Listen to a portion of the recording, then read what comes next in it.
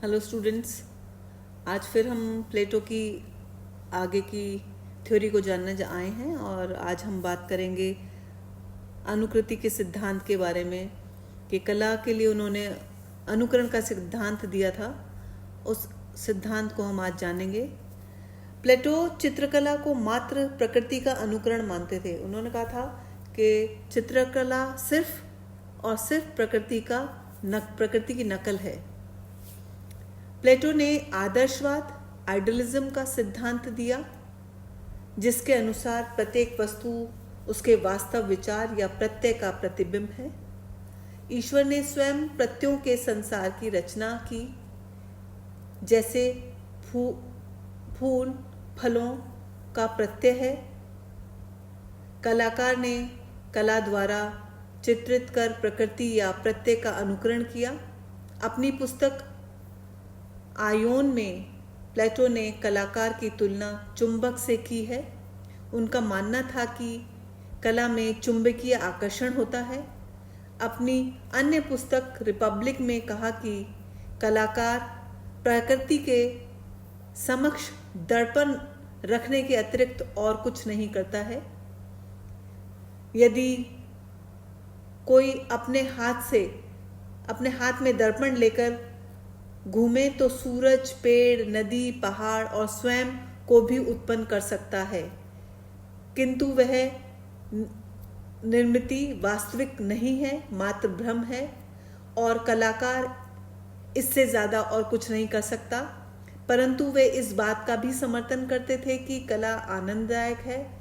प्लेटो ने आनंद भी 3 प्रकार के बताए, लेकिन इससे पहले मैं बात आपको एक बार समझाना चाहूँगी कि कह रहे थे उन्होंने कलाकार के अंदर एक चुंबकीय आकर्षण को तो माना, लेकिन उन्होंने ये कहा कि कलाकार क्या करता है। कलाकार जैसे एक दर्पण लेके अगर सूरज के सामने करे, हाथ दिखाएगा दर्पण को तो सूरज की प्रतिबिंब दिखेगा, और पेड़ के सामने करेगा पेड़ का प्रतिबिंब करेगा। तो ऐसे ही काम वो करता है। कलाकार अगर कोई चित्र बनाता है तो सिर्फ वो वस्तुओं के सामने दर्पण दिखाने जैसा काम कर रहा है, कोई भ्रम ही पैदा कर रहा है। वास्तविकता कुछ नहीं है। वास्तविकता तो वो पेड़ है, वो है, सूरज है, वो है, वो तो सिर्फ उसकी एक प्रतिबिंब प्रतिछाया को रूप दे रहा है, और जो कि वास्तविकता नहीं है। इतना उन्होंने कलाकारों के बारे में कहा। और लेकिन फिर भी अंत में वो इस बात को भी मानने लगे कि हाँ, कलाकार जो कलाकारी करता है या अपनी रचना करता है, उससे आनंद जरूर प्राप्त होता है। और उस आनंद की भी उन्होंने 3 प्रकार माने। उन्होंने कला के आनंद के 3 प्रकार जो बताए, उसमें पहला है इंद्रिय आनंद।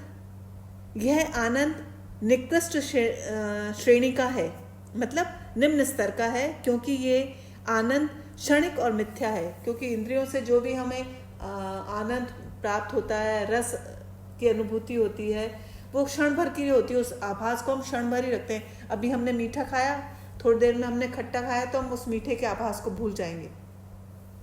तो ये जो आनंद है वो क्षणिक आनंद है। इंद्रियों के आनंद को हम क्षणिक आनंद के रूप में लेते हैं। दूसरा आनंद है बौद्धिक आनंद।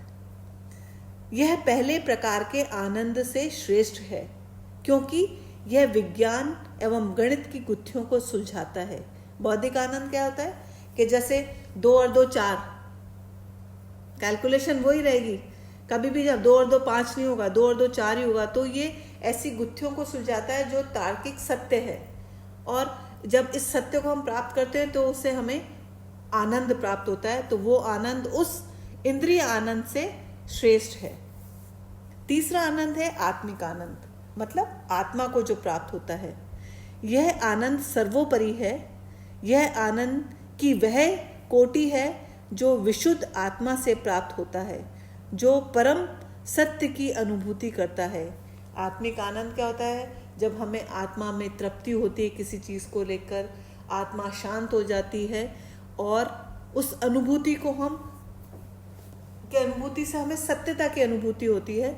इसीलिए ये आनंद सर्वोपरि आनंद है। तो इन तीनों आनंद में सबसे श्रेष्ठ जो श्रेणी का आनंद है वो आत्मिक आनंद है। दूसरी श्रेणी का आनंद है बौद्धिक आनंद, और सबसे निम्न स्तर का जो आनंद है वो है इंद्रिय आनंद। इसी के अनुसार कलाकार के भी 3 वर्ग प्लेटो ने बताए। पहले प्रथम श्रेणी का जो कलाकार है वो स्वयं ईश्वर है, जिसने इस समस्त सृष्टि की रचना की। ईश्वर आदर्श रूप बनाता है। इसकी रचना शुभ, शिव और सुंदर और आनंददायी व उपयोगी होती है। यहाँ प्लेटो ने पहले कलाकार किसको बताया? ईश्वर को बताया, जिसने हम सबकी रचना की, शुभ, शिव और आनंदमय चीज़ों, उपयोगी चीज़ों की रचना की। द्वितीय श्रेणी का जो कलाकार है वो है शिल्पी। जैसे बढ़ई जो उपयोगी वस्तुओं का निर्माण करता है, ये भी प्रत्यय की अनुकृति है। यह सत्य से एक अंश दूरी पर है। इसकी कला उपयोग की कला है। इसने अभी पहला कलाकार ईश्वर को बनाया, जिसने जगत की रचना की है, और दूसरा जो श्रेणी का कलाकार है उसने दूसरा श्रेणी का कलाकार बढ़ई को माना या शिल्पी को माना, जो जिन वस्तुओं का निर्माण करते हैं वो प्रत्यय की अनुकृति है। जो ईश्वर ने संसार में चीज़ें, वस्तुएं बनाई हैं, उसी की कॉपी करके, उसी का अनुकरण करके, उसकी अनुकृति करके उन चीज़ों का निर्माण करता है जो हमारे उपयोग में आती हैं। इसलिए वो सत्य से एक अंश दूरी पर है। अब तीसरे श्रेणी का कलाकार कौन हुआ? तीसरी श्रेणी का कलाकार है चित्रकार, मूर्तिकार, काव्यकार और नाटककार। इनकी कला के निर्माण और उपयोग दोनों कहीं अभाव है। इनके निर्माण और उपयोग में दोनों में ही अभाव है। इनकी कला सत्य से दुगनी दूरी पर है, अर्थात 2 अंश दूर है। ये नकल की भी नकल है।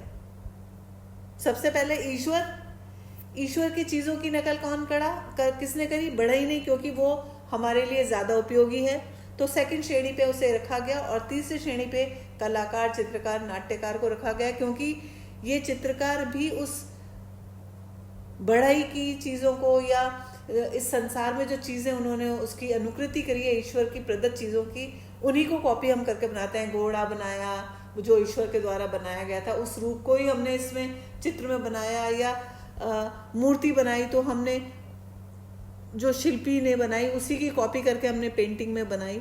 तो ये प्रथम श्रेणी से भी दूसरे श्रेणी की भी कॉपी करके हमने तीसरी श्रेणी पर लाके रखा। तो इसलिए मतलब जो कलाकार है वो अनुकृति की भी अनुकृति कर रहा है, तो ये तिगुनी दूरी पर हो गया सत्य से, इसलिए इसे निम्न स्तर का मानते हैं वो कलाकार को। प्लेटो ने अपनी पुस्तक फ्रेडरस में 10 प्रकार के मानव बताए हैं और कलाकार को 6ठे स्थान पर रखा है।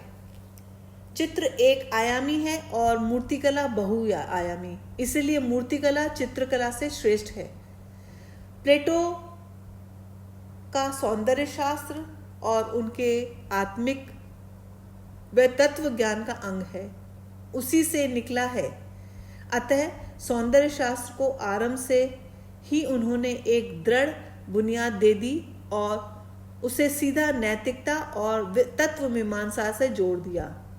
उन्होंने जीवन के मूलभूत तत्वों सत्यम, शिवम और सुंदरम को पाना कला का लक्ष्य माना। उनका मानना था कि इसके लिए इंद्रिय ज्ञान से ऊपर उठकर प्रज्ञात्मक ज्ञान, मतलब प्रज्ञा का ज्ञान, जो बुद्धि का ज्ञान है, प्राप्त करना चाहिए। प्लेटो ने कला का संबंध एक और अलौकिकता से और दूसरी ओर जीवन में उपयोगिता से माना। आज की क्लास यहीं हम ख़त्म करते हैं। अगली क्लास में फिर आपसे मिलेंगे। Thank you so much.